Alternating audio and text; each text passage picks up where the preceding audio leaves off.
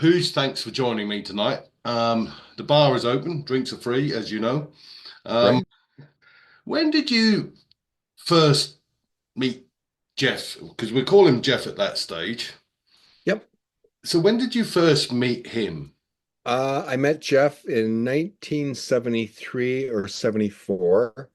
Um, he lived in this movie theater behind the projection booth in this movie theater called the original 99-cent Roxy Theater, which was this, it was almost like a gathering place for counterculture in Toronto, like great double bills, different movies every night. The music that Gary Top, the promoter, would play as you walked into the theater before films turned all of us on to I'm certain we were the only people in Toronto, let alone Canada, who first heard Roxy music, Mm. first heard AC/DC, first heard Little Feat. And I was a 17-year-old usher working there. I had that. It was also the place that you could openly smoke dope in the theater. So it was always jammed on weekends. There was like a cloud of pot smoke. And I was lucky enough to get a job there. And, I still talk to all those people to this day. And that's where I met Jeff and we became friends. And I kind of, I saw his band, one of the bands he was in, Breathless, played there. Fantastic. He didn't have the mask on then. He wasn't called Nash. He was called Jeff Plumin. Played the electric violin, top and tails, Art Deco looking radio for his onstage monitor. Fantastic, right? And then then we just became friends and stayed friends until 10 years ago when he passed away. I mean, because in the early days, then he became Nash, and he was performing on his own at that point. Yeah, so at the Roxy, he decided he was going to go solo. Nash had a rep as, if you've met him, he can be very opinionated. Yep. And I think he'd kind of had it with trying to work into other people's ideas. So he wanted to go solo. And then around that time, he started trying to think of a name. Um, there's a great thing in our movie how him and Gary Top actually came up with the name, but yeah, so he went solo, became Nash the Slash. We knew this probably, I would say, in late 74.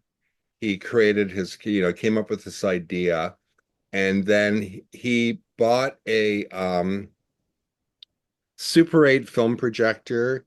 He found a Super 8 copy of the Louis Buñuel Salvador Dali movie Un Chien Andalou and literally practiced and worked on this live score for about 100 hours off and on, and then did his premiere one night at the Roxy and blew everyone's mind. Like you didn't know, no one had heard of tape loops. No one had barely heard of drum machines, let alone drum machines being run through various effects pedals. And Mm. he didn't have his mask on at that time. He was just like this cool looking guy with top and tails on, right? And yeah, and I remember that night, he gets all set up, he plays. The audience was, 800 people, stoned out of their minds. And literally you looked and people were like their jaws dropped open. And after the show, it was funny. It was like a place you could smoke pot, but it was Gary Top once he likened it to something like Animal House for film grads. Like it was a Right. really smart audience, but super high. And after the show, I remember one guy I knew, one of the regulars said, his music made me understand that movie. Mm. He was brilliant at it. But have you actually? Maybe I should know this. Have you any recordings of them We shows? we we have the original recording of his debut in our movie.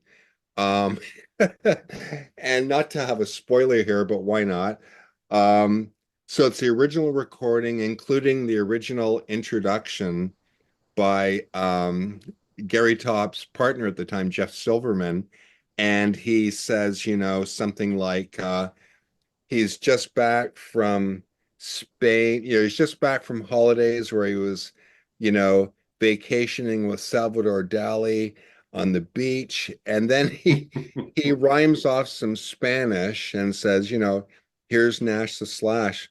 The great trivia on that is the Spanish he rhymes off is the only Spanish that Jeff knew. And it was something like something innocuous, like, can you please go and open the windows or something? And then, and then Nash just started like a film. It was very, the presentations at the Roxy themselves were meticulous. Like as high as everyone was, it was like, hey, okay, the curtain's going to open when this happens. The lights are going to go down simultaneously. The PA system's going to kick in here. Then like just like to the second, right? It was brilliant. So, and I've carried that skill throughout my career, and I think Jeff did as well, right? Like he was the consummate pro, and that was his debut. I mean, because it's quite amazing, really, that he was um, experimenting with drum machines, tapes, and everything. Because I remember him saying to me about, and I think it happened here as well. There was some law about drum machines. You've got um, You're putting it as musicians union. So the musicians union in Toronto, who were fucking useless, caught wind that he used a drum machine, and their big thing is like, hey, you're putting a drummer out of work, which, sort of true, I guess. So he actually argued the case that he wasn't a musician at all. He was a performance artist. mm. And that's how he skirted that law kind of thing. Yes, as he said to me, exactly the same. So you can fuck off. Um, Yes, exactly. He said that to a lot of people. Luckily, he never said it to me, which was wonderful. But I heard him say that to an awful lot of people and groups of people and organizations and stuff. And a few years after that, this law was tested by the Moody Blues. When they went to North America and they brought over the Mellotron, the Musicians Union of America insisted that there be 4 paid string players in every city to be paid for the Mellotron taking their place on stage. Really? How absurd is that? Yeah. So drum machines were considered taboo, but I got around it because I more or less billed myself as a performance artist, and went around the angle of being just a musician. I'm a performance artist, and this is art. So fuck off. It's completely lost. We got footage of a second show, but yeah, so they formed FM and did quite well. And Nash, quit. I mean, he quit FM a number of times, but then after a year or so, maybe he went back to focusing on being Nash the Slash. because Tim, are you with us? Yeah, I hear you. Do you hear me? Yep, yep. And you're back in the pub at last. Yeah. What do you fancy? A hot coffee? I should be wearing a mask though. I'm not sure if the virus is going to go over transmission over the lines of the internet. So we haven't talked about the documentary yet. We're just running over a bit of history of Jeff Nash. I mean, what got you into Nash? Was it before he died, or? Oh yeah, I mean Nash he left an indelible mark on me when I was a kid. I'd see him on TV all the time. He was sort of Toronto's local phantom of rock and roll, if you will. He would be do all these crazy interviews at different settings, and few years after, well, actually, I guess probably just as I got out of high school, I took on this new job as a printing press operator. And there was this older gent, the next press over to me, his name was John, And one day I was on my press with my Walkman headphones on, and I feel a tap on my shoulder, and I thought, oh, that's my boss. He's going to fire me because I shouldn't be doing this. But it was John, and I took off my headphones, and he was like, "You ever heard of Nash the Slash?" And I was like, "Yeah, I think he's really cool." And he's like, "Oh yeah, I played on his first record." And he told me the story about how he lived in this movie theater and had a recording studio in his apartment, and he kind of looked a bit like Elton John without the bandages, and I was like, and I kind of thought, oh yeah, this guy's pulling my leg, but it did leave this sort of seed in my brain, like this could be some kind of an interesting story. And soon after Nash had passed, all those questions started coming up again, and so I was doing research on, well, yeah, he did live in a movie theater, and yeah, he did record his albums in his apartment, and well, I mean, it's debatable whether or not he looked like Elton John without the bandages, but if you're squinting at a distance, maybe. Oh yeah. Yeah, but and I thought, you know what, this has the makings for a really interesting film. And up to that point, I had only done low budget music videos. And I thought, well, maybe I'll put out some feelers and see, if there's other people who might want to team up and do some kind of project. And so I told some friends, and then a friend of mine saw somebody on Facebook.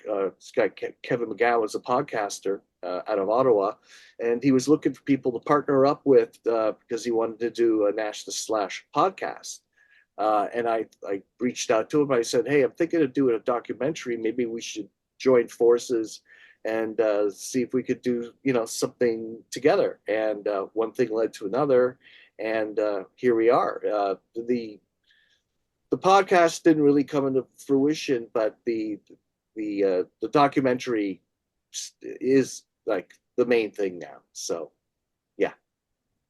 But yeah, I mean, did to both of you, when you first sort of got together and thought, right, there's something here, there's loads of stuff we can look for, find things, blah blah blah. Did you ever realize how much the expense was going to be? Yeah, no, more no. I did.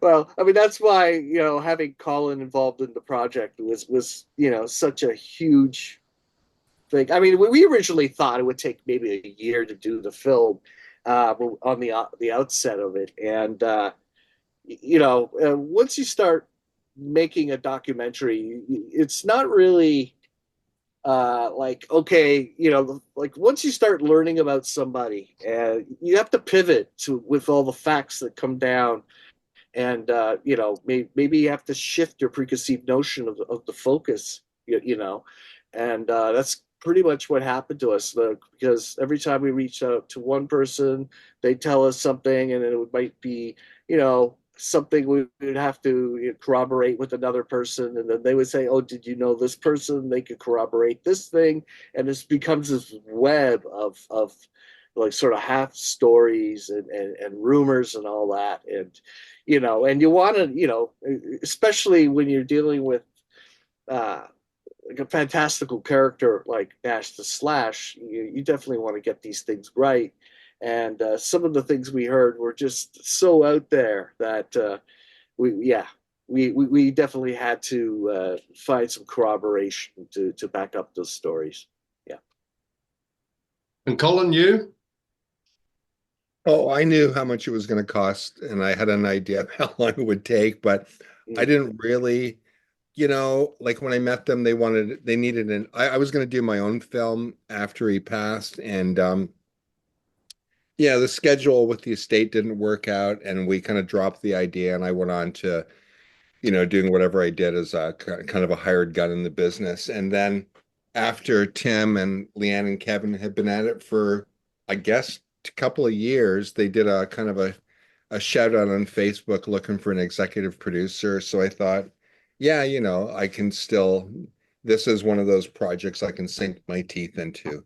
And I offered my services, and then, and then, I mean, so many people think it's simple, especially with iPhones, home editing systems, all that jazz, like how easy it is to make a film, but it's really not. It's like there are endless details that you've got to cover, not only, factual things, filmic things, style, but just the nitty-gritty, dotting the I's, crossing the T's. It's like it's sometimes it's literally endless because there's always something else you can discover, or what if that person objects? So I knew it was going to take a while because we had no funding, and I knew, it was going to cost money because we wanted to license so many TV clips and things, right? So yeah. I have one question for Tim though, that's all I've never asked him, if you don't mind. No, I Uh-oh. don't. So, Tim, you're Yeah. working with heavy duty press and you're listening to rock music in your headphones, and this guy just randomly taps you on the shoulder and says, "Have you heard of Nash the Slash?" Like, was there It's no a- lead up to that? Had you met the actually, guy before? well, to be completely transparent, I was listening to books on tape at the time, so it was likely listening to a Stephen King book on tape at the time. I mean, this is dating me, and like kind of like, yeah, I'm that old, it's that far back. But yeah, I was reckless in my youth. What can I say? It just sounds so random that the guy just out of the blue tapped you on the shoulder and said, "Have you heard of Nash the Slash?" Like I'm doing that in the street now, connecting postcards to people pretty much, Have you heard No, Nash the Slash? Yeah. Can you give no, us some money? Come on, no give us. lie, no, yeah, no lie. That's what happened. That's exactly how it played out. That's amazing. Yeah. You couldn't make that one up, actually, could you? No, I couldn't make it up. I don't have that kind of imagination. I don't have imagination like Nash. But we're just going back slightly. I mean, no, I'll tell you what, just stay on documentary for a bit. What are you hoping as, I mean, it's took you 5 years now, I believe. I mean, obviously, I believe from what you told me, maybe it's been worth the wait because you're finding new material, better material. So that's a plus. But what is the idea for a release of, is it DVD, streaming, hopefully sell it to a TV channel or a TV Probably, channel picks it up, should I say? probably the ideal thing is launching it at a recognized, a good film festival like, South by Southwest or something. Although I'm very intrigued by the Dock and Rock Festival. I don't know if you're aware of them. They're a No. UK outfit. All right, Pretty okay. interesting stuff, man. All they do is rock documentaries, and they All right. they score some great premieres. But the idea is mostly get it into a festival, see what happens. Yeah, ultimately, for sure, we want to do like a physical release with a DVD. And there's so many things about Nash that we couldn't fit into the film, that we have a ton of extras and a gold mine of photos. So, but right now we're just trying to focus on finding that extra $40,000 to finish it and finish Yeah. it properly. And hopefully you were thinking you might get a grant off the Canadian Arts. It's a crapshoot, right? Like Hmm. it's very competitive now, but we're trying to get some money from the Canada Council for the Arts, who support artists and tend towards um things that aren't mainstream, as well as the Toronto Arts Council. It's funny because my less pessimistic friends think, "Oh, you're a shoe-in," but it's like it's really competitive. So we're just not banking on getting that money. We're just going to keep pursuing the crowdfunder, and maybe we'll get a great phone call in, I don't know, a week or 2 months and say, "Here's your money." But to be Yeah. fair, you started the new one, doesn't seem that long ago, actually, and you're already up to nearly 40,000, give or take a grand. But and that doesn't seem that long ago you started this new one. When did What we was it, a start couple it? of months or 3 months ago? I can't remember now. I think it was only a might have been only a couple of months ago, eh? Yeah. Yeah, it was probably 3 months. It's been about. I'm shocked that we got this much money, to be honest with you. And Colin has a lot of friends in the industry who thought this was a really compelling project, and so they put their money where their mouth is. And so, and there's a lot of people that we have in our network of fans and followers who do anything they can to see this come to fruition. So we're very blessed to have these friends and followers. Yeah, it seems to raise very quickly, and let's hope the next 40 goes as quick. Yeah. Yeah, yeah. I mean, I mean, we're cautiously optimistic. Let's just put it that way. We feel that, like, in terms of, like, from a Canadian cultural point of view, that this is it should be a shoe-in. You would think it would be, like, just in terms of, like, where Nash was artistically, and sort of his influence on modern music, and his story on a personal level, on a human level.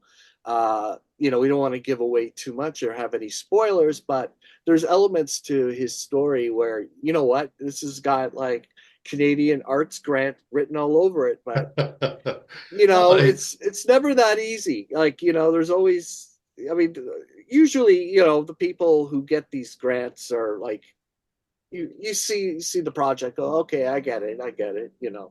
But we're biased, admittedly so, but we do think that we have a really strong film, highly compelling character at the center of the film, and it's great rock music, man. oh God, yeah. It seems like a winning combination. So we're confident it will get finished, but it's just a matter of how soon. If we get the other 40 grand through crowdfunding, then we're that much closer to just putting it out, and we won't have to wait for the arts councils. So give us your money. Exactly. I mean, Yeah. the only thing I'm concerned about is that you're going, hopefully, release these films or film documentary, whatever you want to call it, at some kind of festival and that. But everyone's going to be in bandages, so I'm not going to know who's who. You're going to have to do it, aren't you? But I mean, let's just move forward slightly to 79, 78, 79. I mean, when did Nash support the Who? Boy, uh, it was early 80s, I Right, believe. okay. No, Tim? yeah, wasn't that the show with Hart and Jay Giles band? Yep. And yeah, so that probably is like 82, 81, So something Nash like that. performed in front of 70,000 people. Yep.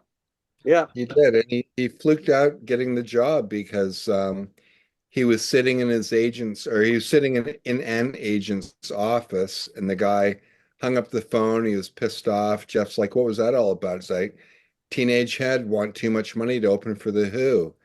And Nash just said, "Hey, I'll do it for free." Mm. And David Bluestein, the agent, says, "Well, you got it. You can't do it for free, though. We got to pay you scale." So I think he got 125 bucks or something, and got to play in front of his favorite band in front of 70,000 people. It was a real high point for Jeff. I think Were you later there, Colin? I wasn't. No, I Ah, mean, a lot of my time in the 80s was tied up with I was a professional car driver for about 10 years, right. cab driver, and hack. I was a hack. And I was trying to get in the film business, so my hours were craziness, right? I wasn't a big fan of those huge shows anyways, because unless you're right near the front, it's just like Yeah. you're looking at the back of someone's head, right? But yeah, but that was a thrill for him. But then there was, and I think you've got, and you can't say too much with Iggy Pop. I mean, Yeah. what is the story with? I know you can't say too much, but what is the story with Nash and Iggy Pop? I've seen the pair of them doing some kind of crazy interview or something, or chatting. Yeah, it's a bit. Well, that was like the after they hooked up, but oh gosh, I don't want to give it away, No, but no, no, you don't have to. there is this direct connection of is this crazy happenstance chain of events that they found each other and they ended up touring together and became really good friends. And I could say that Iggy Pop directly helped this project Brilliant. get along because he there's a real mutual respect between him and Nash. Let's just say that. But the story is so like, what, that happened? That if Yeah, we think Iggy about, Pop and Nash together, well, I can't imagine actually. actually, it kind of makes sense when you think about it. But But isn't there also a story with Brian Eno that yeah, yeah. the Brian Eno, David Gilmour, um, the booby trapped apartment story. There's so many things that not all of them are in the film, but Eno was his musical, like The Who was right up there, but Eno was a person that he just adored from Roxy Music days. When Eno left Roxy, Nash flew to England in the hopes that he could get an audition. Um, didn't happen. We had to verify that story. And of all people, within a day, both Andy Mackay and Paul Thompson, Roxy's original drummer, got back to us, which was like, I think the Brits, you Brits are probably as polite as us Canadians. Um, and like, yeah, I'll Yeah, answer this guy. And yeah. there was, he apparently didn't get an audition, but at some point he ran into at the famous Grant Street studio in a little town near Toronto, and told what he did with how he treated drum machines, and kind of fascinated the guy. And I remember at the Roxy, Nash finally got his own deck of oblique strategies, Eno's oblique strategies, and he was like over the moon. Mm. kind of apocryphal story of Nash was recording. I think he was mixing Dancer After Curfew at Grant Studios in Hamilton, Ontario. And sure enough, the when he was wrapping up his session, he heard that the next act coming in for the next slot that night was none other than Brian Eno himself. So Nash hung around and helped Brian Eno set up, and they started nerding out over equipment, and Nash was telling him how he would treat his drum machines with effects and tape speed and all that, and uh, apparently Brian Eno's like, I never thought of that. So it was just like, okay, but it's not like we can. The likelihood of Brian Eno remembering this like the happenstance meeting, they hung out for like 3 hours setting up in 1983 or whatever. The odds of him remembering that, some bloke just helping them set up, Well, pretty you, slim. you never know actually, because I found out when I was doing my interviews with Numan band members and everything, and we're going back to 1980, 1979. If you poke them in the right place, they suddenly remember. Mm-hmm. You know what I mean? So you Yeah. never know. Well, it's not like we didn't try reaching out to Brian Eno. I think we did, but I don't Oh, think for sure. I don't think we heard anything back. I mean, let's face it, he's a very important man who's very busy. So, maybe it just didn't get to him. I'm sure he's got other people working for him, filtering out his queries day to day. Well, So, maybe yeah, I'll send him a message. yeah. See how we get on. Oh, well, hey, all right. Well, Filming. you never know actually, because who was I? Trent Reznor. Um, I'm going back a long time ago when I was doing my book, and I actually got his manager's phone number, in LA or wherever it may be, and I just rang him. And yes, he was his manager, and he was a fantastic guy.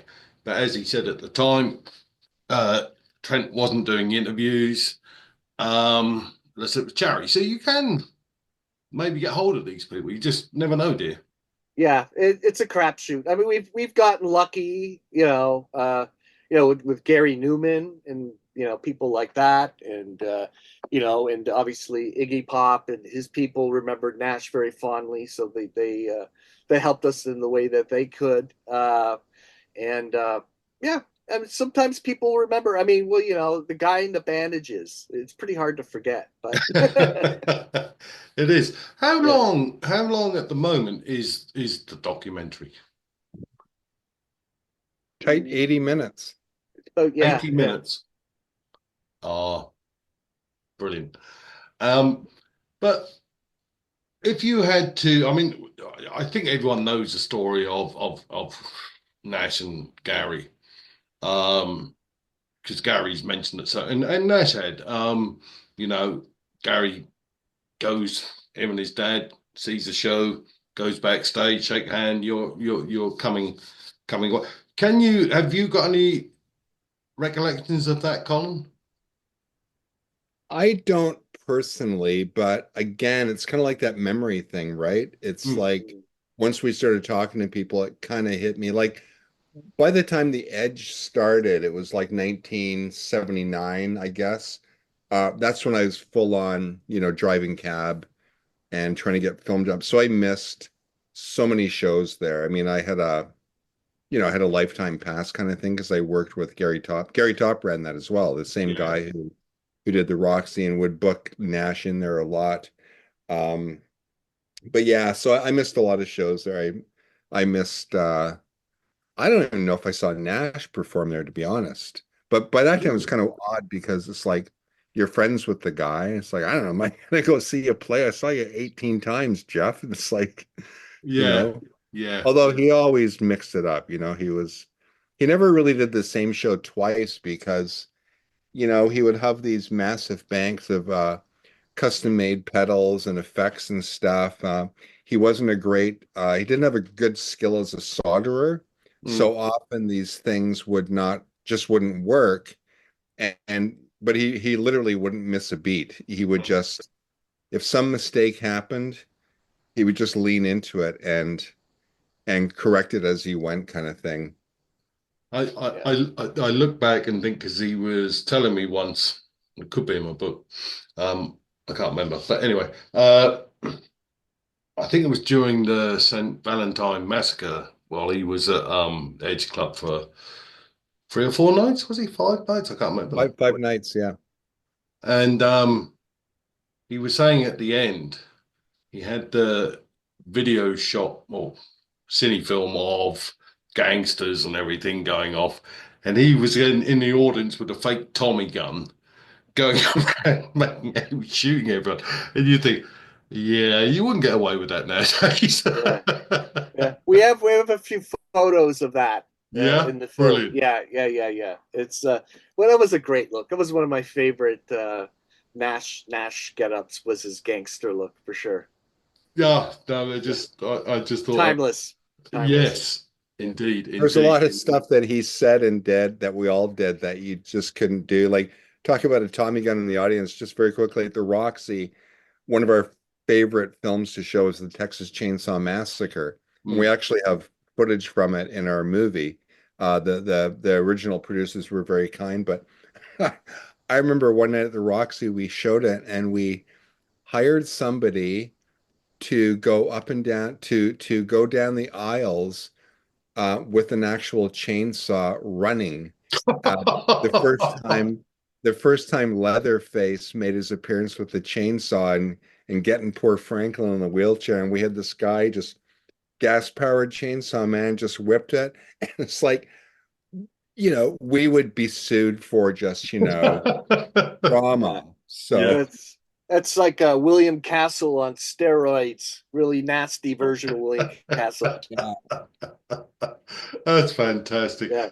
But I mean, looking back, I mean, uh, maybe more to Colin. What do you think Nash's greatest achievement was for himself?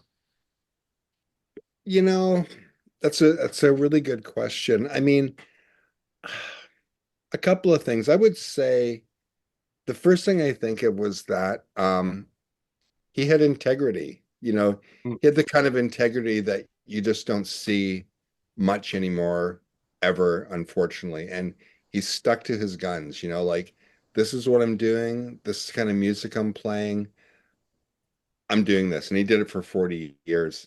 Um, the other thing before the internet spoiled it on a real frivolous note was keeping his identity a secret. yeah, I yeah. mean, it was hilarious. Like a bunch of us knew who he was. And it wasn't like we did a blood oath, but everyone knew, okay, don't say a word. This is too funny. We'd Mm, hear all kinds of rumors. But I think just the fact that, you know, he was so innovative and, you know, like even when it became clear in like the I don't know, late 80s, early 90s when people had computers that you could do this a lot easier. I mean, you look at that thing I posted of his get up in 78, mm, that could be on someone's laptop these days, right? But yeah. he had to like fucking invent all that stuff and Mm, he he had he had there was a group of people who supported him in different ways and helped him.